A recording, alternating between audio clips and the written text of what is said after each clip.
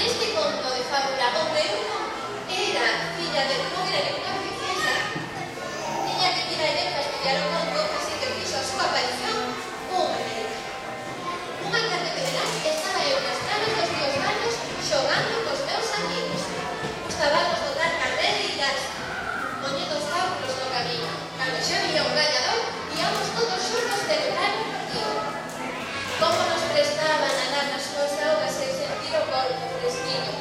Non vos vou enganar, un dos nosos xogos eran xogos deportivos. Despois, adoitábamos secar o sol, xogando a pelota. E aquel día, unha vez que va pasando, a pelota foi bota, que bota, ata que se perdeu a luz entre as árboles. Eu fui correndo tras dela, antes de que se